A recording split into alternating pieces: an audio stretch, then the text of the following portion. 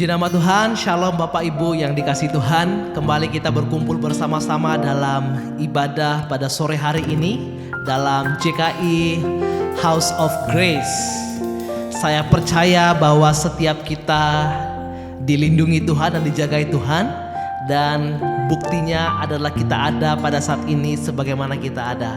Haleluya Bapak Ibu, sebelum kita jauh lagi menyembah Tuhan atau memuji Tuhan pada sore hari ini, saya mau undang kita untuk berdoa bersama-sama di hadapan Tuhan. Terima kasih Tuhan Yesus buat sore yang indah ini. Kami bersyukur Tuhan buat kebaikan-Mu, buat anugerah-Mu atas setiap hidup kami. Kami boleh ada sebagaimana kami ada, semua karena kebaikan Tuhan, semua karena anugerah Tuhan. Dan kami siapkan setiap hati kami Bapa untuk menyembah Tuhan, untuk memuji Tuhan pada sore hari ini. Mari Engkau ambil alih ibadah kami Bapa, dan biarlah semuanya Tuhan jadi sesuai dengan kehendak Tuhan. Di dalam nama Tuhan Yesus kami berdoa dan bersyukur. Haleluya, amin. Puji nama Tuhan, kita akan sama-sama memuji Tuhan pada sore hari ini. Kita mau katakan, Tuhanlah kekuatan dan mazmurku. Amin.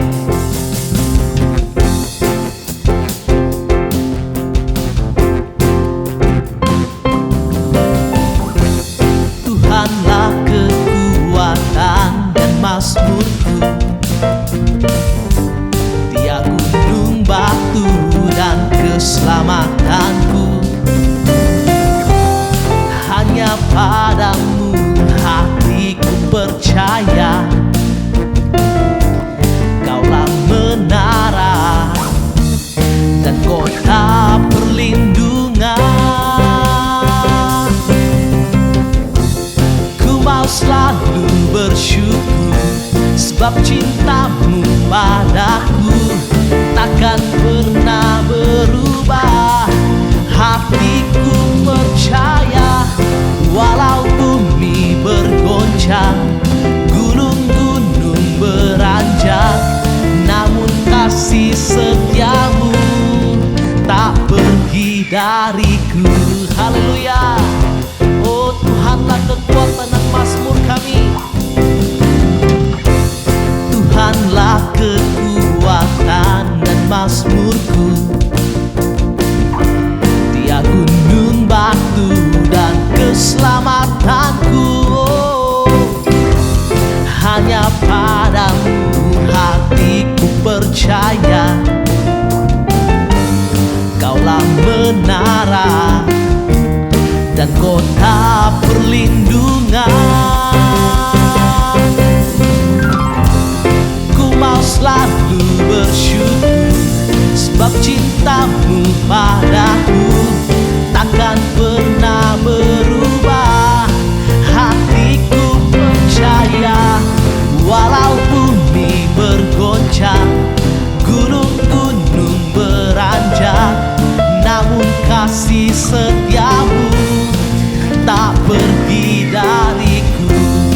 Ku mau selalu bersyukur, sebab cinta-Mu padaku takkan pernah berubah. Hatiku percaya, walau bumi bergoncang, gunung-gunung beranjak, namun kasih setia-Mu tak pergi dariku. Haleluya. Ku mau selalu bersyukur, sebab cinta-Mu padaku takkan pernah berubah. Hatiku percaya, walau bumi bergoncang, gunung-gunung beranjak, namun kasih setia-Mu tak pergi dariku. Kasih setia-Mu tak pergi dariku. Kasih setia-Mu tak pergi dariku. Haleluya. Tuhan adalah kekuatan dan mazmur kita. Amin. Haleluya. Kita akan siapkan setiap hati kita untuk menyembah Tuhan lebih dalam lagi dan untuk mendengarkan kebenaran firman Tuhan. Terima kasih Tuhan. Engkau adalah kekuatan kami, Engkau adalah perisai kami Tuhan. Sungguh ajaib Engkau bagi setiap hidup kami, bagi keberadaan kami Tuhan. Haleluya. Terima kasih Tuhan. Terima kasih. Kekuatan di hidupku ku dapat dalam Yesus. Dia tak pernah tinggalkanku, setia menopangku, berseru berharap dalam Yesus. Ajaib Kau Tuhan, penuh kuasa, sanggup pulihkan keadaanku.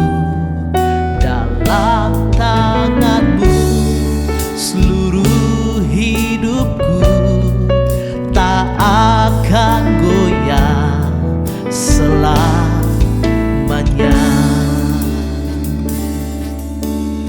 Mari sama-sama katakan, kekuatan di hidupku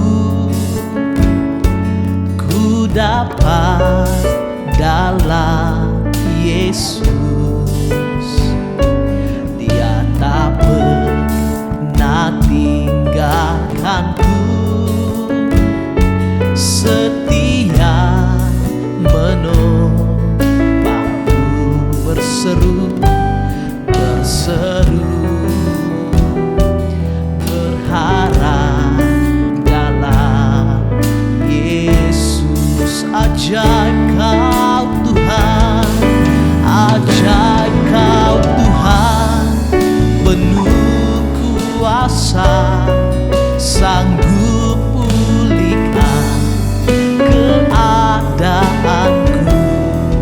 Dalam tangan-Mu seluruh hidupku tak akan goyah selamanya. Mari sama-sama kita katakan, ajaib Kau Tuhan, ajaib Kau Tuhan, penuh kuasa, sanggup pulihkan keadaanku. Dalam tangan-Mu seluruh hidupku tak akan goyah selamanya, tak akan goyah selamanya, tak akan goyah selamanya.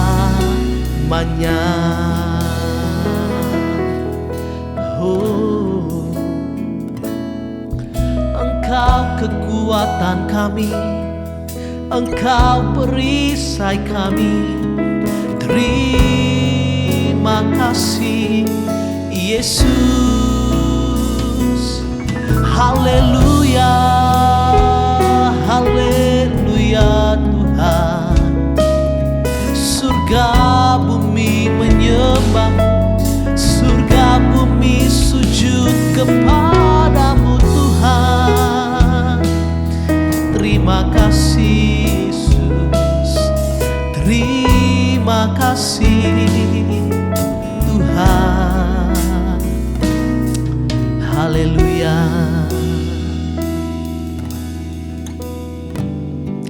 Haleluya. Terima kasih Tuhan. Kami siapkan setiap hati kami Bapa untuk dibentuk oleh Tuhan, untuk diisi oleh kebenaran firman-Mu pada sore hari ini. Haleluya Tuhan. Terima kasih Tuhan. Dimuliakan,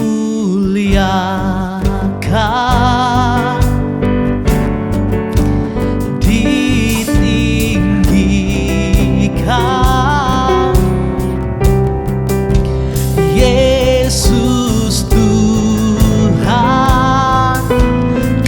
Raja kami, Kau Rajaku,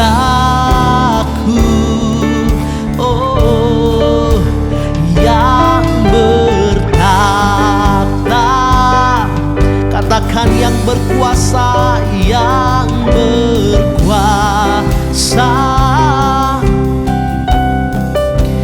Yesus Tuhan, Kau Rajaku.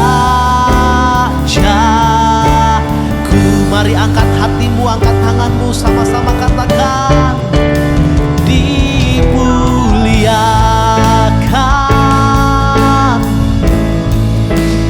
ditinggikan,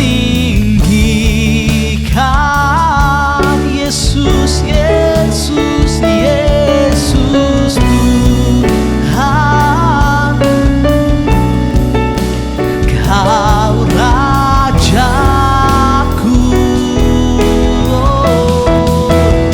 yang bertahta,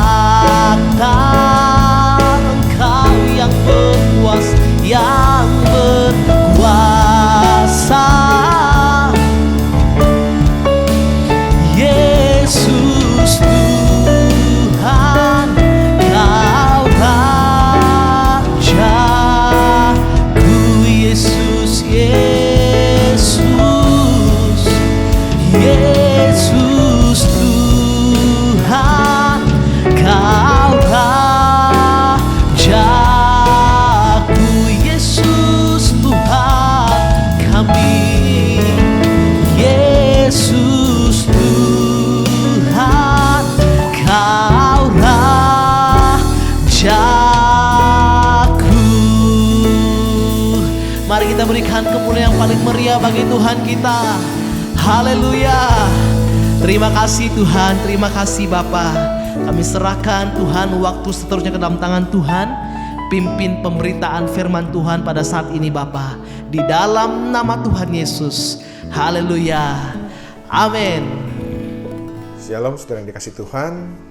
Berjumpa lagi bersama saya dalam ibadah online pada minggu ini. Marilah saya mau ajak saudara untuk kita berdoa sekali lagi agar semua benih firman Tuhan yang ditaburkan dapat saudara mengerti, dapat bertumbuh dalam kehidupan saudara dan dapat menjadi berkat bagi orang-orang di sekitar kita. Mari kita berdoa. Bapak, kami mengucap syukur untuk kesempatan pada kali ini lagi Tuhan. Kami akan mendengarkan firman-Mu, kami berdoa untuk setiap orang-orang yang sudah siap mendengarkan firman-Mu. Kami berdoa biarlah Engkau jamah hatinya, Engkau persiapkan hatinya Tuhan. Biarlah firman-Mu yang jatuh dalam hatinya akan bertumbuh dan berbuah-buah dalam kehidupannya. Terima kasih Tuhan. Biarlah Roh Kudus yang menyempurnakan, Roh Kudus yang memberikan pengertian kepada setiap kami. Terima kasih, kami siap mendengarkan firman-Mu.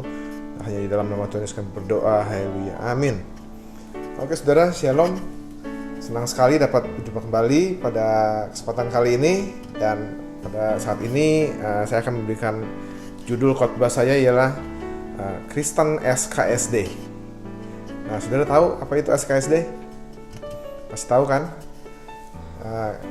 So kenal, so dekat, ada orang-orang Kristen yang seperti ini saudara. Oke, nah saya yakin ya bahwa saudara yang menyaksikan ibadah online kali ini adalah, saya yakin saudara adalah orang-orang yang sudah percaya pada Tuhan, amin.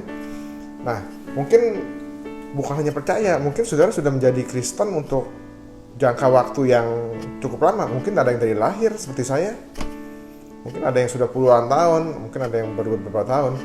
Nah, bagaimana, saya mau tanya nih, bagaimana hubungan saudara dengan Allah? Apakah sangat akrab? Apakah saudara berjalan di dalam kehendak Allah setiap harinya? Atau apakah hubungan saudara dengan Allah terasa sangat jauh? Nah, waktu saudara berdoa, saudara apa sih yang saudara rasain? Apakah saudara seperti bicara pada diri sendiri? Apakah saudara seperti berbicara pada tembok? Nah, saudara, ada banyak orang Kristen yang sekalipun mereka sudah lama percaya kepada Tuhan, itu bisa, atau sekalipun mereka tuh setiap minggu tuh ikut ibadah, mungkin dalam satu hari minggu itu mereka bisa ikut ibadah 3-5 kali. Nah, itu saya saudara. Karena di gereja kita, Di gereja saya yang dulu itu ibadahnya itu 1 minggu itu bisa 5 kali, dan bukan kebetulan, dan karena saya juga adalah pelayan musik, jadi di jadwal 5 kali ya saya ikut kebaktian 5 kali. Nah, banyak ada orang Kristen yang sudah percaya Tuhan dan rajin kebaktian, bahkan seperti yang tadi saya bilang, ikut kebaktian 1 minggu itu bisa 3-5 kali. Nah, bahkan ada juga yang bisa ikut kegiatan gereja itu dalam 1 minggu itu full dari Senin sampai Minggu. Jadi ada yang bisa ikut komsel tuh dari Senin ikut komsel, Selasa ikut komsel, Rabu ikut komsel, Kamis ikut komsel, Jumat ikut komsel, dan mungkin Sabtu juga ikut komsel. Dan minggunya kebaktian 5 kali. Wah, luar biasa, saudara. Nah, tapi entah mengapa ya, tapi mereka tuh ada banyak orang Kristen yang seperti itu, tapi mereka tuh merasakan kehidupan rohani mereka tuh sangat kering. Sama sekali nggak bisa merasakan hadirat Allah. Jadi ke gereja memuji Tuhan, iya, nyanyi, iya, tapi kering gitu loh. Pulang nggak dapat apa-apa. Di gereja nyanyi, tapi nggak bisa merasakan hadirat Tuhan. Nah, apakah ini keadaan yang saudara alami? Nah, saudara tahu apa sih sebenarnya yang menjadi masalahnya itu apa, di mana? Nah, ini saudara, saya mau kasih tahu saudara. Jika saudara mengalami hal itu, mungkin ini nih, saudara, yang seperti saya bilang tadi, mungkin saudara tuh menjadi Kristen yang cuma Kristen yang SKSD, Kristen yang cuma sok kenal dan sok deket doang. Kenal sama siapa, saudara? Yaitu kenal sama Tuhan kita itu loh, kenal sama Tuhan Yesus Kristus. Saudara tuh sebenarnya nggak benar-benar kenal, tapi saudara cuma sok kenal dan sok deket doang. Tapi kenyataannya tuh saudara tuh nggak benar-benar kenal kepada Tuhan Yesus itu. Nah, mari dalam Alkitab ini ada satu contoh yang bagus. Yuk, mari kita buka yuk Alkitab kita baca di Filipi 3 ayat 1 sampai yang ke-6. Saya ulangi ya. Filipi 3 ayat 1 sampai ke-6. Demikian firman Tuhan, akan saya bacakan. Menuliskan hal ini lagi kepadamu tidaklah berat bagiku, dan memberi kepastian kepadamu. Hati-hatilah terhadap anjing-anjing, hati-hatilah terhadap pekerja-pekerja yang jahat, hati-hatilah terhadap penyunat-penyunat yang palsu, karena kitalah orang-orang bersunat yang beribadah oleh Roh Allah dan bermegah dalam Kristus Yesus, dan tidak menaruh percaya kepada hal-hal lahiriah. Sekalipun aku juga ada alasan untuk menaruh percaya kepada hal-hal lahiriah, jika ada orang lain menyangka dapat menaruh percaya pada hal-hal lahiriah, aku lebih lagi. Disunat pada hari ke-8 dari bangsa Israel, dari suku Benyamin, orang Ibrani asli. Tentang pendirian terhadap hukum Taurat, aku orang Farisi. Tentang kegiatan aku penganiaya jemaat. Tentang kegiatan aku penganiaya jemaat. Tentang kebenaran dalam mentaati hukum Taurat, aku tidak cacat. Nah, saudara, jadi dalam Filipi 3 ayat 1 sampai 6 ini nih menceritakan, menggambarkan secara rinci ini latar belakang Paulus. Latar belakang Rasul Paulus. Siapa sih dia itu sebenarnya? Dulunya itu tuh sebelum dia ketemu dengan Tuhan, sebelum dia mengenal Tuhan tuh, jadi dijelasin nih seperti ini. Jadi pertama-tama nih ya, Paulus itu adalah seorang yang lahir dari latar belakang keluarga Yahudi yang taat mengikuti adat dan tradisi bangsanya. Itu ada di ayat 5 memberitahu kita bahwa Paulus disunat pada hari yang ke-8. Nah, di pandangan orang Yahudi, sunat itu bukanlah suatu ritual agamawi sebetulnya, tapi merupakan suatu tanda perjanjian dengan Allah. Dari zaman Abraham, orang Yahudi itu telah mentaati perjanjian itu. Jadi anak laki-laki itu yang lahir itu akan disunat di hari ke-8 sebagai tanda perjanjian dengan Allah. Nah, bukan hanya itu saja, saudara. Paulus juga berkata bahwa dia itu adalah orang Ibrani asli dari suku Benyamin, yang merupakan salah satu dari 12 suku Israel. Nah, sebenarnya apa sih yang begitu spesial dari suku Benyamin itu? Kita lihat ya saudara, ini rupanya tuh raja pertama Israel itu berasal dari suku Benyamin, yaitu siapa? Raja pertama Israel, Saul. Paulus juga bernama Saulus, wah namanya mirip, sama-sama Saul. Itu sebelum dia mengenal Yesus. Nah, saudara, apakah latar belakang saudara ini mirip dengan Paulus? Banyak orang yang percaya pada Tuhan karena tradisi atau latar belakang keluarga. Mereka sejak kecil bertumbuh di dalam keluarga Kristen. Bahkan kakek neneknya, opanya atau omanya itu pendeta atau papanya pendeta. Jadi semuanya tuh Kristen. Jadi yang lebih asli lagi, papanya pendeta, opanya pendeta, ya itu seperti saya. Papa saya pendeta, opa saya pendeta. Tapi itu nggak menjadi jaminan saudara. Dari kecil saudara sudah lahir sudah Kristen. Di keluarga yang Kristen, di keluarga seorang pendeta. Jadi setiap minggu pastilah kalau anaknya pendeta pasti dong setiap minggu diajak sama papa mamanya ke gereja dong. Apalagi kalau papa mamanya pendeta. Bisa-bisa itu seharian itu di gereja hari Minggu. Karena kan kebaktian kan bisa dari pagi sampai sore, benar saudara?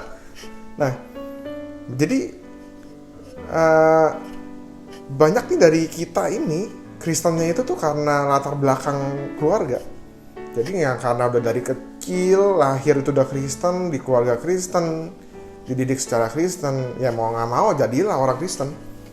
Tapi itu pun nggak menjamin saudara, nggak menjamin akan pengenalan kita ini kepada Tuhan kita itu benar. Yaitu karena latar belakang aja jadi Kristen. Ya mau nggak mau jadi Kristen. Itu namanya ya Kristen apa ya? Kristen karena kelahiran. Nah, di ayat 5 tuh Paulus berkata, terhadap hukum Taurat, aku ini orang Farisi. Nah, saudara mungkin bingung ya. Sangat jelas bahwa orang Farisi itu terkenal, tapi bukan dalam pengertian yang baik. Nah, golongan ini selalu dimarahi oleh Yesus. Jadi, kenapa nih Paulus secara khusus menyebut bahwa dia adalah seorang Farisi? Dan bahkan bermegah karena dia orang Farisi. Kenapa saudara? Nah, karena di zaman Yesus, orang Farisi itu menikmati status sosial yang tinggi. Mereka itu adalah kelompok yang sangat benar-benar tuh mengenal hukum perjanjian lama, hukum Taurat. Nah, dan dengan ketat mengikuti setiap perincian hukum. Nah, demikian juga saudara, Rasul Paulus itu dulunya itu sebelum dia bertemu dengan Yesus, Rasul Paulus itu adalah orang yang benar-benar tuh memegang hukum Taurat dengan benar-benar gitu. Dia jalanin hukum Taurat dengan benar. Makanya dibilang secara hukum tuh dia itu orang Farisi. Kalau secara hukum Taurat tuh dia itu orang Farisi karena kenapa? Karena dia tuh benar-benar mengetahui dan benar-benar melakukan hukum Taurat itu. Nah, sebenarnya tuh Rasul Paulus itu bagus saudara, karena tuh dia tuh benar-benar semangat untuk menjalankan hukum Taurat itu. Tapi sayangnya dia tuh nggak mengenal Tuhan Yesusnya itu secara benar. Jadi berbalik, apa yang dikerjakan untuk membela Allah, malah dia tuh nggak menjadi musuhnya Tuhan. Nah, balik lagi tadi ke orang Farisi itu, kenapa si Rasul Paulus itu bermegah tuh, dibilang dia bermegah sebagai orang Farisi. Nah, jadi karena orang Farisi itu adalah orang yang benar-benar tahu hukum Taurat. Nah, jadi jadi orang Farisi itu tuh membuat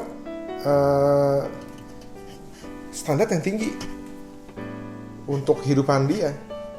Nah, di zaman Yesus, orang Farisi itu kan tadi saya bilang menikmati status sosial yang tinggi. Mereka kelompok yang sangat mengenal hukum perjanjian lama dan sangat ketat mengikuti setiap perincian hukum. Disebutkan nih di perumpamaan orang Farisi dan pemungut cukai dalam Lukas 18 bahwa orang Farisi berpuasa 2 kali seminggu dan bahkan memberi perpuluhan untuk setiap penghasilan mereka. Tidak kira betapa besar atau betapa besarnya tuh. Nah, kita dapat melihat bahwa orang Farisi menetapkan standar yang tinggi itu bagi diri mereka. Jadi inilah orang Farisi itu selalu menetapkan standar yang tinggi loh, nggak main-main saudara. Jadi kalau dia tuh melakukan hukum Taurat, dia benar-benar ngikutin hukum Taurat, bahkan dia menetapkan standar yang tinggi. Nah, melihat orang Farisi itu menetapkan standar tinggi bagi mereka. Nah, saudara, apakah saudara juga mau? Jadi saudara tuh mempunyai banyak standar, menetapkan standar yang tinggi yang harus saudara capai dalam kehidupan saudara sehari-hari. Misalnya contohnya nih, saudara membuat standar, saudara setiap hari harus bangun jam 5 pagi untuk membaca Alkitab, untuk berdoa, dan kalau setiap pagi itu, bahkan kalau perlu jam 3 pagi, karena makin pagi katanya makin bagus. Nah, sebenarnya itu baik, saudara. Atau misalnya saudara membuat standar untuk diri saudara, dalam hari Minggu itu saudara harus ikut kebaktian tuh minimal misalnya 2 kali misalnya. Atau misalnya saudara dalam seminggu tuh harus ikut komsel 3 kali. Nah, saudara, itu sebenarnya sih nggak salah, itu sebenarnya bagus. Nah, cuman masalahnya, apakah ini hanyalah sekedar suatu kebiasaan eksternal tanpa disertai dengan pengenalan dan motivasi yang baik, pengenalan akan Tuhan, akan hubungan kita tuh dengan Tuhan gitu loh. Jadi kalau semua itu saudara lakukan, sifatnya adalah karena semata-mata saudara itu cuma mengejar standar yang saudara buat sendiri dan saudara harus capai. Kalau motivasinya itu, nah itu sih sebenarnya, nah ini salahnya di situ, saudara. Berarti saudara itu belum mengenal benar-benar siapa itu Tuhan kita, siapa itu Yesus. Itu kalau bahasa saya nih, itu saya sebut tuh orang Kristen yang kejar setoran. Lucu ya, saudara ya. Orang Kristen yang kejar, saudara tahu kejar setoran? Ada yang tahu nggak? Atau ada yang nggak tahu? Jadi kalau ya mungkin sekarang juga masih ya. Jadi kalau di Indonesia itu, jadi kalau sopir-sopir angkutan umum itu kan mereka kan mengemudi mobil. Jadi mereka itu kan bekerja kepada bosnya, atau mereka itu sewa mobil untuk mereka bawa untuk mencari penumpang, dan mereka itu ditargetin satu hari itu tuh harus membayar sejumlah uang kepada yang punya mobil itu. Nah itu, saudara, itu namanya uang itu setoran kepada yang punya mobil itu. Jadi setiap hari tuh si supir-supir angkutan umum itu tuh harus berlomba-lomba dengan waktu untuk memenuhi uang setoran itu, gitu loh. Jadi mereka tuh harus mengejar setoran nah itu mereka harus mengejar setoran yang sudah ditetapkan oleh bosnya. Nah, demikian juga dengan kita, saudara.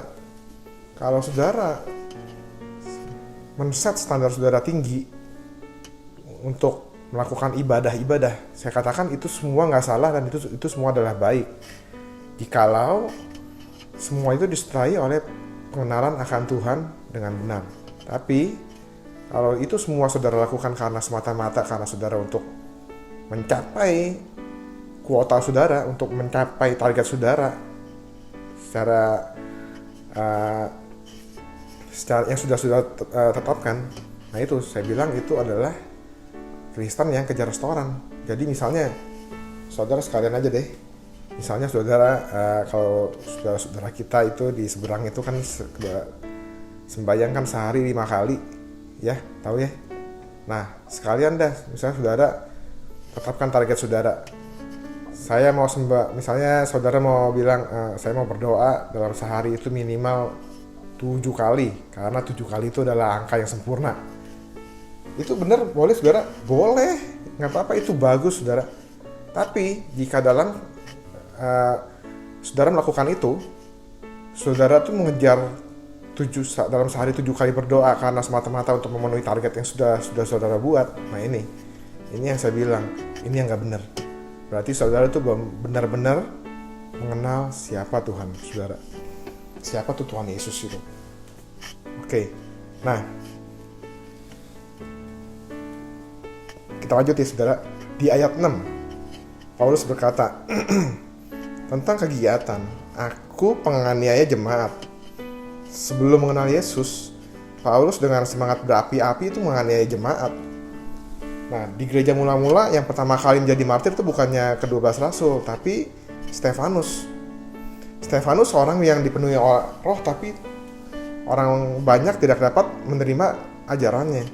Akibatnya, akhirnya orang-orang itu melempari dia dengan batu sampai dia meninggal dunia. Nah, pada saat Stefanus dibunuh oleh massa yang mengamuk itu, Saulus itu tuh berada di situ, saudara. Dia tuh menyaksikan seluruh peristiwa itu. Nah, kita bisa, kalau saudara mau baca kisahnya itu ada di Kisah Rasul 8 ayat 1 sampai dengan 3. Jadi Paulus itu ya setuju aja, dia diam aja. Jadi dia tuh emang ikut dengan semangat tuh emang menganiaya jemaat. Nah, Paulus ini dibersalahkan dalam keluarga Yahudi yang tradisional, yang sangat ahli dalam hal hukum dan sangat taat pada hukum Taurat seperti yang saya bilang tadi, dan berapi-api untuk Allah. Benar loh saudara, Rasul Paulus itu berapi-api untuk Allah karena dia tuh membela hukum Taurat. Nah, tetapi sayangnya dia tidak mengenal Allah. Sekalipun dia berapi-api untuk Allah, dia malah menjadi musuh Allah dan pergi ke setiap jemaat untuk menganiaya umat Allah. Ini kan lucu saudara, ironis banget, bener? Maksudnya baik, dia membela hukum Taurat, mau membela Allah, tapi pada kenyataannya dia malah menjadi musuh Allah karena dia nggak mengenal siapa Allah yang sebenarnya yang dia sembah itu siapa gitu. Siapa itu Yesus? Pada saat itu dia belum mengenal karena dia belum berjumpa dengan Yesus. Nah, apakah saudara tuh merasa bahwa saudara juga seperti Paulus pada saat dia masih seorang Saulus? Nah, saudara mencari Tuhan dalam semangat yang kedagingan. Mencari mana sih gereja yang paling bagus, di mana nih ibadahnya yang paling cocok dengan saudara. Terus apakah ajaran mereka tuh benar, apa latar belakang pendetanya, dan bagaimana firman yang disampaikannya, enak apa enggak gitu loh. Enak di kuping apa enggak. Nah, saudara mau memastikan tuh bahwa saudara membuat keputusan yang terbaik untuk diri saudara. Saudara setia beribadah setiap minggu, mengikuti semua kegiatan gereja dari Senin sampai hari Minggu lagi. Tentu saja, nggak ada yang salah dengan semuanya itu. Itu semua baik. Namun, apakah spirit yang mendasari semuanya, apakah didasari oleh pengenalan dan kasih saudara kepada Tuhan Yesus? Nah, apakah semangat yang mendorong saudara, semangat yang sama dengan Paulus saat dia masih seorang Saulus yang berapi-api menganiaya orang lain karena dia sesat pada waktu itu? Nah, jika jawabannya iya, berarti saudara harus bertobat sama seperti Saulus yang bertobat setelah dia dihampiri oleh Tuhan Yesus sendiri. Amin saudara mau bertobat? Amin ya saudara. Oke, nah Paulus berubah dari menjadi musuh Allah kepada seorang yang benar-benar mengenal Allah dan Yesus yang diutus oleh Allah ini itu sendiri. Nah, mari kita buka yuk di Kisah Para Rasul 9 ayat 1 sampai dengan 5. Saya akan bacakan demikian firman Tuhan. Sementara itu, berkobar-kobar hati Saulus untuk mengancam dan membunuh murid-murid Tuhan. Ia menghadap imam besar dan meminta surat kuasa daripadanya untuk dibawa kepada majelis-majelis Yahudi di Damsyik. Wah, ini jadi makin menjadi nih saudara, si Paulus ini menjadi makin berkobar-kobar, dia makin semangat dia untuk menganiaya orang-orang Kristen pada waktu itu, pengikut Yesus ya. Jadi dia tuh sampai minta surat tuh kepada imam, dia menghadap imam besar untuk minta surat kuasa. Bayangin, niat banget. Nah, untuk diminta surat kuasa daripadanya untuk dibawa kepada majelis-majelis Yahudi di Damsyik, supaya jika ia menemukan laki-laki atau perempuan yang mengikuti jalan Tuhan, ia menangkap mereka dan membawa mereka ke Yerusalem. Nah, dalam perjalanannya ke Damsyik, ketika ia sudah dekat kota itu, tiba-tiba cahaya memancar dari langit mengelilingi dia. Ia rebah ke tanah dan kedengaranlah olehnya suatu suara yang berkata kepadanya, "Saulus, Saulus, mengapakah engkau menganiaya aku?" Jawab Saulus, "Siapakah engkau, Tuhan?" Nah, dia panggil, langsung dia tahu loh itu, "Siapakah engkau, Tuhan?" Bayangin saudara, sebenarnya nggak susah sih untuk mengetahui siapa Tuhan. Buktinya Paulus langsung tahu loh itu, "Siapakah engkau, Tuhan?" Kenapa dia bilangnya Tuhan? Kenapa nggak dibilang, "Siapakah engkau? Apakah engkau hantu?" Enggak, dia nggak bilang gitu. Alkitab nggak tulis gitu. Dibilangnya, "Siapakah engkau, Tuhan?" Nah, katanya, "Akulah Yesus yang kau aniaya itu." Nah, saudara, pada awalnya Paulus berencana untuk terus menangkap orang-orang Kristen, membawa mereka ke Yerusalem. Tapi saat dalam perjalanan ke Damsyik, tiba-tiba cahaya memancar dari langit dan dia mendengar suara berbicara kepadanya. Nah, sebelum peristiwa ini, yang dia miliki adalah adat istiadat agamawi, hukum dan peraturan, semangat yang berapi-api untuk Allah. Tetapi dia tidak mengenal Yesus. Paulus memang seorang penganiaya jemaat. Tapi semua itu terjadi pada saat dia belum benar-benar mengenal Yesus. Yesus berbelas kasih padanya, menerangi dia dari atas, dan dia mendengar suara langsung dari langit. Peristiwa ini menjadi titik balik di dalam kehidupan Paulus. Nah, dari titik itu, hidupnya tuh benar-benar berubah secara drastis. Paulus nggak lagi mengejar agama. Dia nggak lagi tuh mengejar kebenaran yang datang dari hukum. Tapi dia mengejar Kristus. Mengejar kebenaran yang berasal dari kepercayaan pada Yesus. Nah, saudara, apakah kita berada di situasi yang sama dengan Paulus? Apakah kita terlihat sangat mengasihi Tuhan? Dengan ketat nih kita ngikutin semua hukum. Dengan ketat nih kita ngikutin semua peraturan-peraturan, hukum-hukum yang ada di Alkitab. Dan melayani Tuhan dengan penuh semangat. Kita terlihat seperti teladan yang pantas dicontoh lah oleh semua orang-orang percaya. Oh, kelihatannya kayak udah keren banget deh. Mungkin jalannya juga dilihatnya udah nggak napak di tanah. Nah, tapi pada kenyataannya nih, kita nih nggak memiliki hubungan yang nyata dengan Tuhan. Saudara, tanpa hubungan yang real, tanpa hubungan yang nyata dengan Tuhan, tanpa disadari kita bisa saja menjadi musuhnya Tuhan, mengingkari kehendaknya. Itu sama yang seperti Saulus lakukan sebelum dia mengenal Tuhan. Tuhan berbelas kasihan pada Paulus. Terang menyinarinya dari langit agar dia dapat melihat dengan cara yang sama. Nah, agar dia dapat melihat dengan cara yang sama, Tuhan juga ingin berbelas kasihan pada kita.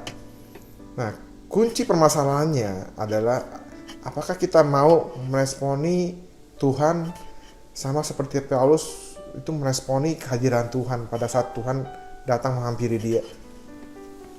Nah, saudara, kuncinya apakah kita mau meresponi? Saya mau tanya sama saudara, saya mau tanya nih, sebenarnya apakah susah apa enggak sih untuk mengenal Tuhan itu? Susah, saudara? Enggak susah. Jawabnya enggak susah, sama sekali enggak susah, saudara. Benar, amin, saya percaya enggak susah. Karena justru Tuhan yang akan muncul menghampiri kita. Jadi Tuhan sebenarnya enggak susah, karena sebenarnya tuh Tuhan sendiri yang akan menghampiri kita. Cuman yang kita perlukan tuh adalah respon kita. Apakah kita mau meresponi pada saat Tuhan menghampiri kita? Apakah kita mau meresponi seperti Paulus meresponi dengan benar? Pada saat itu bisa aja kalau Paulus nggak meresponi dengan benar, dia makin mengeraskan hati. Tapi nah, inilah kita belajar ya saudara, kita mau menjadi seperti Paulus. Jadi kita mau meresponi waktu Tuhan menghampiri kita mau meresponi dengan benar. Nah, kuncinya ialah kita harus berusaha dengan sungguh-sungguh untuk mengenalnya dan meresponi kehadirannya dalam kehidupan kita. Kita baca ayatnya ada di Hosea 6 ayat 3. Hosea 6 ayat 3, demikian firman Tuhan, saya akan bacakan. Marilah kita mengenal dan berusaha sungguh-sungguh mengenal Tuhan. Ia pasti muncul seperti fajar. Ia akan datang kepada kita seperti hujan pada akhir musim yang mengairi bumi. Nah, saudara, di sini dikatakan marilah kita mengenal dan berusaha sungguh-sungguh mengenal Tuhan. Kita harus berusaha sungguh-sungguh mengenal Tuhan. Nah, ianya kan huruf besar di sini saudara. Berarti itu Tuhan. Tuhan pasti muncul. Dalam arti Tuhan pasti datang, saudara. Di sini dituliskan Tuhan pasti muncul seperti fajar. Saudara tahu fajar apa itu? Yaitu matahari terbit. Pernah gak saudara lihat satu hari aja matahari nggak terbit? Kayaknya nggak pernah ya. Matahari pasti terbit terus. Nah itu ibaratnya kalau kita sungguh-sungguh berusaha untuk mengenal Tuhan, Tuhan pasti datang, Tuhan pasti menghampiri saudara, Tuhan pasti muncul. Nah, Ia akan datang kepada kita seperti hujan pada akhir musim yang mengairi bumi. Saudara tahu hujan pada akhir musim apa bedanya sama hujan-hujan yang di tengah-tengah musim? Tahu saudara bedanya? Nah, saudara tahu bedanya? Apa hujan yang di akhir musim dan hujan yang di awal musim? Hujan di akhir musim itu hujannya tuh bener-bener gede banget, saudara. Bahkan bisa mungkin berhari-hari. Nah, kalau di Australia sini kita ngalamin nih, saudara. Kalau mau ganti musim itu biasanya tuh bakal hujan terus dan hujannya gede. Hujannya benar-benar lebat dan hujannya bisa berhari-hari. Kalau di Indonesia sih jarang ya sampai begitu ya. Kalau di sini hujan bisa 3 hari, 4 hari berturut-turut. Waduh, saya nggak bisa bayangin kalau di Indonesia. Mungkin di sini aja jalanan pada banjir, saudara. Apalagi kalau di Indonesia, saya nggak tahu deh. Nah itu, saudara. Sampai dituliskan di Alkitab itu tuh Tuhan tuh pasti akan muncul seperti fajar dan seperti hujan pada akhir musim yang mengairi bumi. Jadi nggak tanggung-tanggung, saudara. Tuhan datang tuh kalau ibarat hujan tuh udah hujan gede banget. Wah itu, jadi sebenarnya nggak susah kalau saudara mau mengenal Tuhan tuh, kalau saudara tuh mau berusaha dengan sungguh-sungguh. Nah, apa sih yang dimaksud dengan usaha yang sungguh-sungguh? Apa saudara? Nah, ini jika kita bersungguh-sungguh melakukan sesuatu nih ya, pasti ada harga yang harus kita bayar, benar saudara? Nah, contohnya aja lah, seorang anak muda yang sedang PDKT, yang sedang berusaha untuk mendapatkan hati calon pacarnya. Nah, pasti dia tuh mau melakukan apa aja, bener kan saudara? Untuk menyenangkan hati wanita itu, apapun pasti dia korbanin. Bener saudara? Mungkin dia akan pergi shopping sama-sama, mungkin dia akan pergi makan sama-sama, mungkin dia akan bayarin makannya. Ya pokoknya dia ada harga yang harus dibayar lah. Ya dia berkorban waktu, dia berkorban uang untuk mendapatkan hati calon pacarnya itu. Nah, sama juga dengan kita. Kalau kita sungguh-sungguh berusaha untuk mengenal Tuhan tuh pasti ada harga yang harus kita bayar. Apa saudara? Ya mungkin harga yang harus kita bayar itu berarti kita harus misalnya mengurangi jam kita nonton TV ataupun jam kita untuk shopping dan lain-lainnya. Mungkin kita harus rela mengorbankan waktu kita, uang kita, tenaga kita, pikiran kita untuk berusaha sungguh-sungguh untuk mencari Tuhan. Nah, amin saudara, sebenarnya nggak susah saudara, kuncinya itu adalah kita mau bersungguh-sungguh untuk mencari Tuhan. Maka dalam Hosea 6 ayat 3 dikatakan Tuhan itu pasti akan muncul. Tuhan itu pasti akan menghampiri saudara. Nah, di saat itulah diperlukan respon yang benar. Respon yang mau membuka hati dan mau menerima Tuhan. Dengan demikian Tuhan dapat masuk dalam hati saudara dan saudara dapat mengenal Tuhan lebih dekat lagi. Nah, berikut ini saya mau kasih tahu nih, ada 3 ciri itu biasanya kalau orang yang mengenal Tuhan dengan benar. Nah, itu ada di yang pertama ya saudara, itu ada di 1 Yohanes 2 ayat 3 sampai 4. Saya baca ini ya saudara. 3 ciri nih, ini ciri yang pertama. Dan 1 Yohanes 2 ayat 3 sampai dengan 4. Dan inilah tandanya bahwa kita mengenal Allah, yaitu jikalau kita menuruti perintah-perintahnya. Barang siapa berkata, aku mengenal dia, tetapi ia tidak menuruti perintahnya, ia adalah seorang pendusta, dan di dalamnya tidak ada kebenaran. Nah, ciri yang pertama saudara, orang yang mengenal Tuhan itu akan selalu menuruti perintah-perintahnya. Amin, saudara.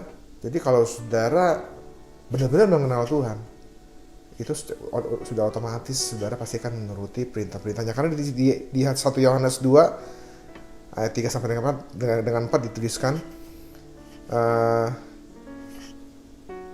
aku mengenal dia tetapi ia tidak menuruti perintahnya.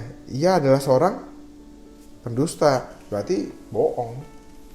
Kalau saudara bilang saudara mengenal Tuhan, tapi saudara nggak menuruti perintahnya Tuhan, berarti saudara bohong. Saudara nggak mengenal Tuhan dengan benar. Oke, ciri yang kedua ada di 1 Yohanes 3 ayat 6. Demikian firman Tuhan. Karena itu setiap orang yang tetap berada di dalam dia tidak berbuat dosa lagi. Setiap orang yang tetap berbuat dosa tidak melihat dan tidak mengenal dia. Nah, berarti ciri yang kedua, orang yang mengenal Tuhan tidak akan hidup di dalam dosa. Jadi ya memang manusia itu semuanya berdosa. Dari Adam dan Hawa manusia berdosa. Tapi pada saat Tuhan Yesus datang ke dunia ini, dia mati di kayu salib sekali untuk selamanya, dia itu menebus dosa kita. Nah, gimana caranya Tuhan Yesus menebus dosa kita? Yaitu kita dengan percaya dan memberi diri kita dibaptis. Pada saat itu semua dosa saudara sudah ditebus. Nah, kalau dosa saudara sudah ditebus, tapi saudara masih kembali lagi melakukan dosa saudara yang lama, berarti saudara itu belum mengenal Tuhan dengan benar. Oke, itu ciri yang kedua. Ciri yang ketiga ada di 1 Yohanes 4 ayat 7 sampai dengan yang ke-8. Demikian firman Tuhan, saya akan bacakan. Saudara-saudaraku yang kekasih, marilah kita saling mengasihi, sebab kasih itu berasal dari Allah. Dan setiap orang yang mengasihi lahir dari Allah dan mengenal Allah.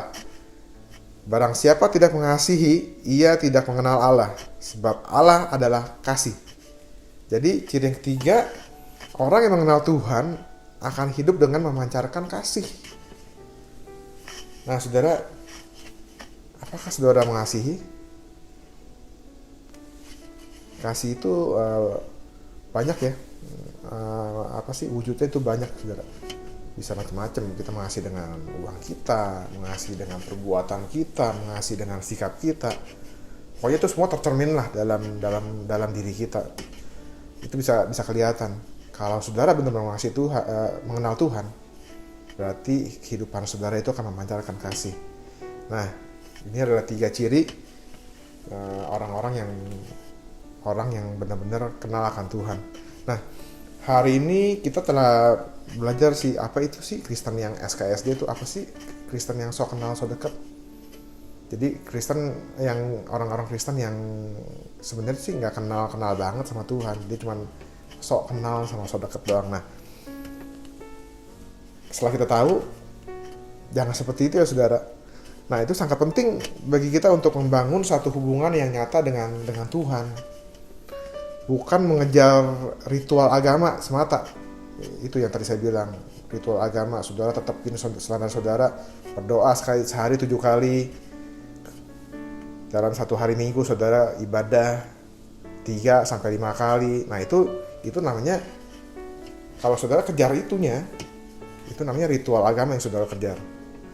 Nah, tetapi kita harus tuh benar-benar mengenal Kristus sebagai Tuhan kita.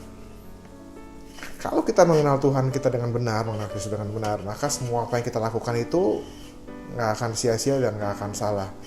Sama seperti Paulus dulu, maksudnya baik, dia membela hukum Taurat, dia membela Allah, tapi karena dia belum mengenal Tuhan secara benar, belum mengenal Allah secara benar, dia malah menjadi musuhnya Allah itu sendiri, karena dia malah menjadi penganiaya orang-orang Kristen pada waktu itu, pengikut Yesus. Amin, saudara. Jadi dengan pengenalan kita yang benar kepada Tuhan akan membuat semua yang kita lakukan untuk Tuhan itu nggak menjadi sia-sia. Amin, saudara. Pada saat ini firman Tuhan sampai di sini, dan saya berdoa biarlah setiap benih firman Tuhan yang ditaburkan itu dapat masuk dalam hati saudara, dapat bertumbuh, dan saudara dapat menghasilkan buah-buah yang dapat menjadi berkat bagi orang-orang di sekitar saudara. Demikian firman Tuhan pada hari ini, dan saya akan selesai. Saya mengajak saudara untuk bangkit berdiri, dan kita akan mengakhiri kebaktian ibadah online pada saat ini. Saya akan berdoa untuk mengakhiri kebaktian ini. Mari kita bangkit berdiri. Bapa, kami mengucap syukur untuk kesempatan kali ini di mana kami telah belajar untuk kami dapat mengenal Engkau dengan benar. Biarlah kami menjadi para orang Kristen yang bukan orang Kristen yang SKSD Tuhan, tapi kami menjadi orang Kristen yang benar-benar mengenal akan Engkau Tuhan. Mengenal Engkau Yesus sebagai Tuhan dan Allah kami. Sehingga apapun yang kami lakukan itu tidak menjadi sia-sia, karena kami melakukannya untuk kemuliaan nama-Mu ya Tuhan. Terima kasih. Dan sebentar kami akan selesai. Mari kita angkat tangan kita. Biarlah berkat kasih karunia dari Allah Bapa, damai sejahtera dari Tuhan Yesus Kristus, serta persekutuan Roh Kudus menyertai kita sekalian mulai saat ini sampai Maranatha, Kristus datang kembali yang kedua. Amin. Terima kasih. Tuhan Yesus memberkati.